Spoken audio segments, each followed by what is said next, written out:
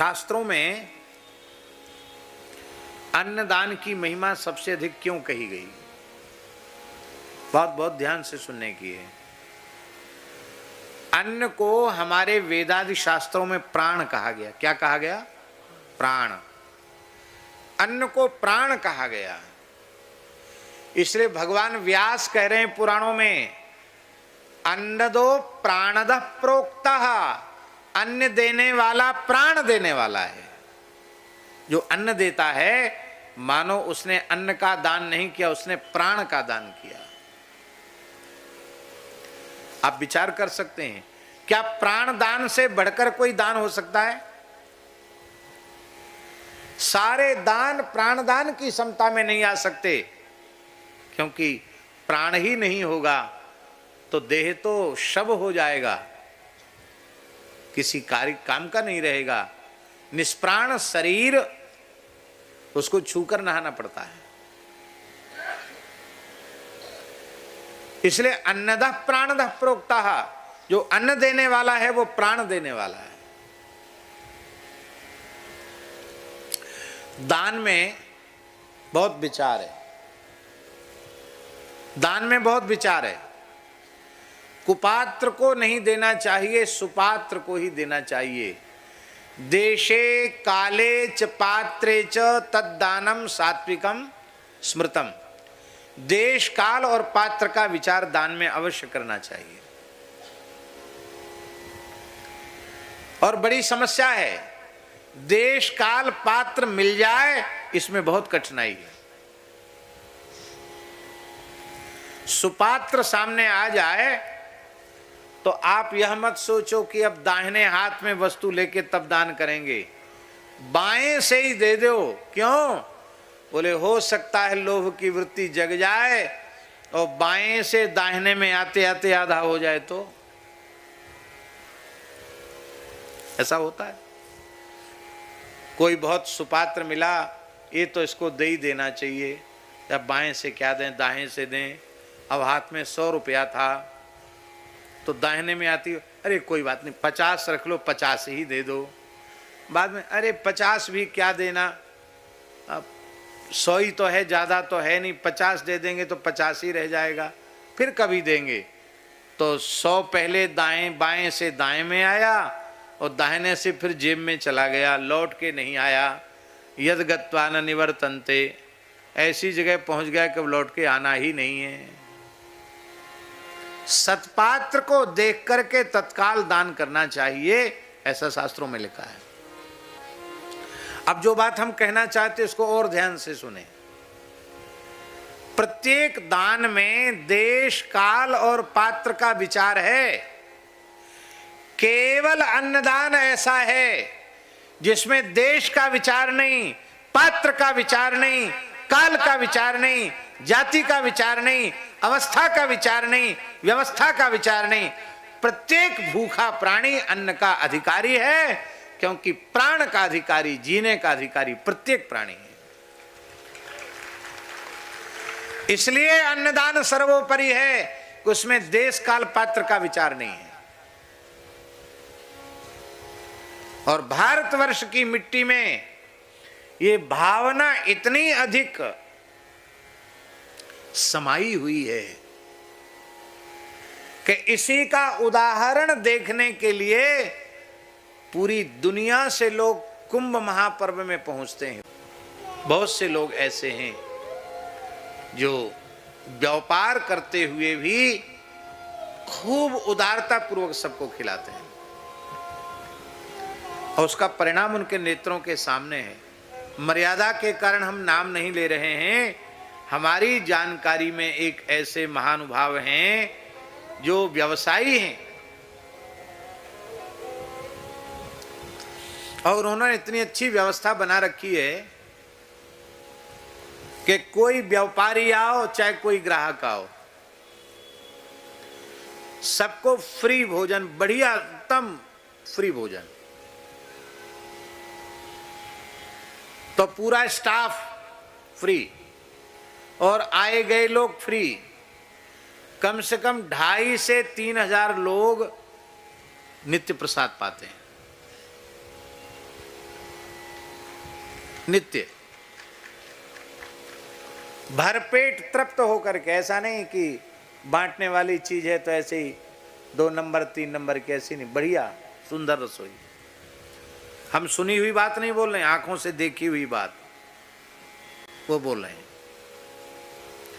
और उन्होंने हमको बताया कि महाराज जी हम बहुत छोटे आदमी थे, पर ये काम जब से हमने शुरू किया, ये अन्न का ऐसा कुछ अन्नदान का प्रभाव बढ़ा कि हमको कभी पीछे मुड़कर देखना नहीं पड़ा। दिन दूनी रात चौगुनी उन्नति हमारी होती चली गई।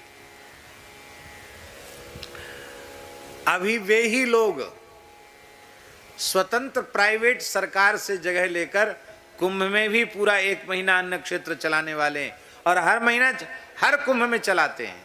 क्यों? उनको समझ में आ गया कि अन्नदान की कितनी महिमा है।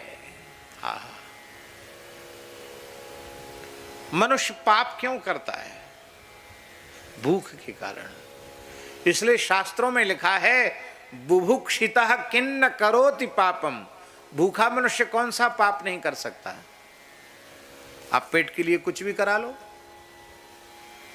इसलिए यदि भूखे को तृप्ति पूर्वक भोजन कराया जाता है तो वो पाप से भी बच जाएगा।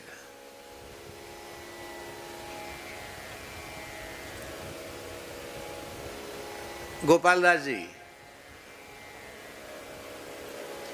बिहारी बाबू जो अपने मुजफ्फरपुर के हैं, उन्होंने राम नाम लेखन आरंभ करवाया, और कुछ ऐसे बच्चे जो शिक्षा के अभाव में और भोजन के अभाव में ऊट पटांग काम कर रहे थे, चोरी बदमाशी और क्या बुरे से बुरे काम नहीं कर रहे थे, उनको उन्होंने केवल उन बच्चों को जो बिल्कुल बिगड़े हुए थे, उन बच्चों को उन्होंने युवकों को बुलाकर यही कहा कि बस तुम ऐसा करो, इतना देर बैठ करके सीताराम सीताराम लिखो और भरपेट भोजन करो, जाओ, फिर तुम्हारे जो काम हो वो करो। महाराज वो लोग भोजन करने लगे तो एक समस्या का समाधान तो हो गया कि जो कुछ करता पेट के लिए करता, पेट तो भरपेट भोजन मिल रहा है, भोजन मिल गया। और फिर उन्होंने नाम लिखना शुरू किया। उन्होंने कहा महाराज जी इतनी बढ़िया साधना हो गई, वो सब बच्चे समाज की मुख्य धारा में आ गए, उनकी गंदी चीज खाना पीना उनका छूट गया और अब सब अच्छे अच्छे काम करने लग गए। भूख के कारण मनुष्य पाप करता है। इसलिए यदि भगवान ने आपको सामर्थ्यवान बनाया है तो जो बेचारे सामर्थ्यहीन लोग हैं वे भूख के कारण पाप में प्रवृत्त न हो, आप उनको सुंदर सात्विक भोजन दीजिए, उनको सत्संग दीजिए, फिर देखो उसका कितना बड़ा लाभ होता है। इसलिए जन्म देने वाला तो पिता है ही, अन्न देने वाला भी धर्मशास्त्र की दृष्टि में पिता है, पिता के समान है। हम राजनीतिक लाभ की बात नहीं कह रहे हैं,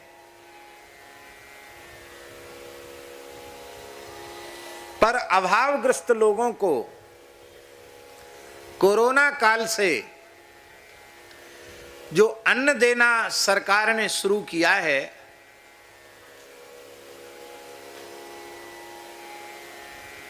ये बहुत अच्छा काम है। अब लेने वाला उसका सदुपयोग या दुरुपयोग क्या कर रहा है ये उसके ऊपर जाने दें, किंतु अभावग्रस्त व्यक्ति, भूखे व्यक्ति को यदि अन्न दिया जा रहा है, जो ऐसी परिस्थिति आ जाए कि उपार्जन नहीं कर सकेंगे तो खाएंगे क्या, ऐसे लोगों को, जो कितने लोगों को अन्न दिया जा रहा है, 80 करोड़ लोग बता रहे हैं, 80 करोड़ के करीब लोगों को अन्न दिया जा रहा है। हम कहते हैं कि ये बहुत अच्छी बात है। अभावग्रस्त व्यक्ति को अन्न अवश्य देना चाहिए, उसमें व्यक्ति के योग्यता अयोग्यता का कोई विचार नहीं करना चाहिए। ये अन्नदान बहुत अच्छी चीज है। और हम समझते हैं कि इस प्रकार के जो कार्य हैं उसको हमेशा चालू रखना चाहिए, हमेशा चालू रखना चाहिए। हाँ, ये बात अवश्य है कि विवेकी व्यक्ति यदि वह स्वयं अपना भरण पोषण करने में सक्षम है तो उसे बिना किसी संकोच के हाथ जोड़ना चाहिए कि नहीं, भगवान ने हमें इस लायक बनाया है कि हम खुद भी खा सकते हैं और किसी दूसरे को भी खिला सकते हैं, इसलिए हम नहीं लेंगे। पर समस्या तो यही है ना कि जरूरत होए चाहे न होए, चाहे भली लेकर बेच दें, पर हम उसको लेते चले जा रहे हैं, ये समस्या है। ये बहुत बड़ा पाप है। हमने अभाव के नाम पर लिया और उसका दुरुपयोग किया तो देने वाले को तो पुण्य मिल गया, लेकिन गृहीता यदि उसका विवेक पूर्ण उपयोग नहीं करता है तो उसका पाप उसको भोगना पड़ेगा। अन्नदान बहुत बड़ी ऊंची चीज है।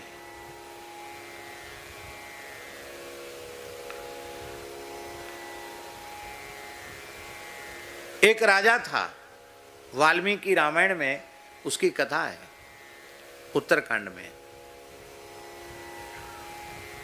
बड़ा धर्मात्मा था, धर्मनिष्ठ था। समय से राज्यभार अपने पुत्र को समर्पित करके वन में चला गया। कठोर तप किया उसने, और उसका तप इतना उच्च कोटि का था कि स्वर्ग नहीं, वो मरने के बाद ब्रह्मलोक गया। कहाँ गया? ब्रह्मा जी के लोक को गया, ब्रह्मलोक गया। ब्रह्मा जी का लोक इतना दिव्य है कि महाभारत में एक प्रसंग है, नारद जी से युधिष्ठिर ने पूछा ब्रह्मलोक का वर्णन करके सुनाओ, तो नारद जी कहते मैं वहां का क्या वर्णन करूं युधिष्ठिर, 10,000 वर्ष कठोर तप करने के बाद मुझे ब्रह्मलोक के दर्शन का सौभाग्य प्राप्त हुआ। ये नारद जी महाभारत में कह रहे हैं।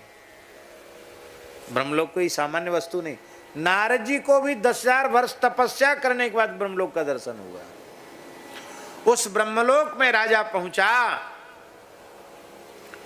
सब कुछ उस दिव्य लोक में उसे प्राप्त हुआ, लेकिन वो तो भूख और प्यास के मारे परेशान। उसने कहा महाराज, दिव्य लोकों में भूख प्यास का संकट तो नहीं रहता, तो मुझे भूख क्यों लग रही है?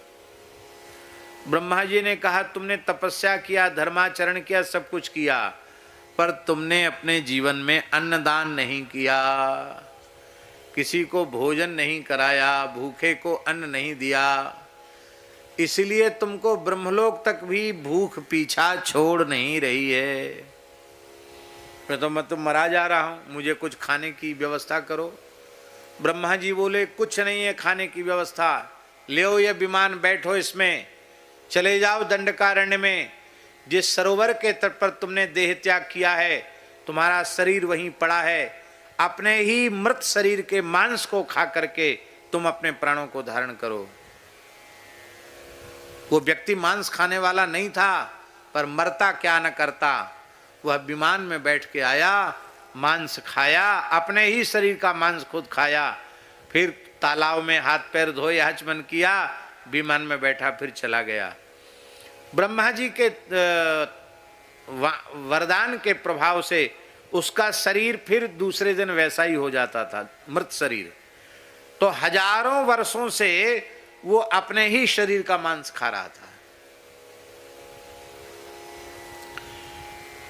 एक दिन ब्रह्मा जी के सामने रोते हुए उसने कहा महाराज, मैं तो ब्रह्मलोक में आकर वैसा दुखी हूं जैसा पापी मनुष्य नरक में जाकर होता है। मुझे अपने ही शरीर का मांस खाना पड़ता है। इस पाप से छुट्टी कब मिलेगी मुझे? इस दुख से छुटकारा कब मिलेगा? ब्रह्मा जी ने कहा किसी सुपात्र के सामने उपस्थित होने पर तुम कुछ दान कर देना तो तुम्हारा ये पाप नष्ट हो जाएगा। महाराज, मैं सुपात्र खोजने कहाँ जाऊंगा? बोले जो एक ऋषि आकर तुमसे पूछे कि तुम अपने ही शरीर का मांस क्यों खाते हो, उसी ऋषि को तुम सुपात्र समझकर दान कर देना। तो अगस्त्य जी की दृष्टि पड़ी और अगस्त्य जी ने उससे पूछा, उस राजा ने सारा इतिहास, श्वेत केतु ने अपना पूरा इतिहास बताया और इतिहास बताने के बाद उसने अपने हाथ का मणियों से जड़ा हुआ कंकण श्री अगस्त्य जी को दान किया। जैसे ही दान किया, दान करते ही उसका मृतदेह तिरोहित हो गया, उसकी भूख प्यास समाप्त हो गई और वो विमान में बैठकर पुनः ब्रह्मलोक चला गया। उस कंकण को अश्वमेध यज्ञ के समय निमंत्रण देने पधारे राम जी को ये कथा सुनाकर अगस्त्य जी ने राम जी के हाथ में वो कंकण धारण कराया है। ब्रह्मलोक का कंकण, ब्रह्मलोक की मणियां थी। राम जी ने कहा, आप तो ब्राह्मण हैं, दान के अधिकारी हैं, मैं राजा हूं, क्षत्रिय हूं, आप मुझे क्यों दे रहे हैं? क्षत्रिय तो अधिकारी दान का नहीं होता, आप मुझे क्यों दे रहे हैं? अगस्त्य जी ने कहा, अब मैं तुम्हें दान नहीं दे रहा हूं, मैं उपहार दे रहा हूं। राजा सबका उपहार ग्रहण कर सकता है, राजा में पात्रता होती है। ऋषि महर्षि भी कुछ भेंट उसको दें, उपहार दें, उसको स्वीकार करना चाहिए, राजधर्म है। तो भगवान को दिया, इतनी महिमा है। इसलिए सबसे श्रेष्ठ भक्ति क्या है और सबसे सरल भक्ति क्या है? संत मलुकदास जी की वाणी, भूखे ही टूका प्यासे पानी, भूखे ही टूका प्यासे, भूखे ही टूका प्यासे ही पानी, भूखे ही टूका प्यासे ही पानी। यह भगति हरि के मन मानी, यह भगति हरि के मन मानी, यह भगति हरि के मन मानी, यह भगति हरि के मन मानी। तीन लोक में सार है, टुकड़ा अरु पानी, कह मलूक ते तरी गए, जिन यह मति ठानी।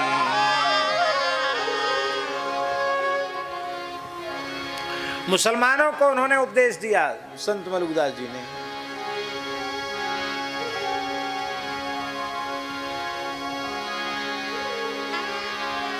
जो भूखे को अन्न खवावे, सो खिताब साहिब का पावे, जो प्यासे को देवे पानी, बड़ी बंदगी मोहम्मद मानी। मुसलमानों को भी देश दे रहे, भूखे को अन्न दो, प्यासे को पानी दो। हाँ, क्या कहना। इसलिए खूब खिलाओ, खूब खिलाओ, खूब खिलाओ।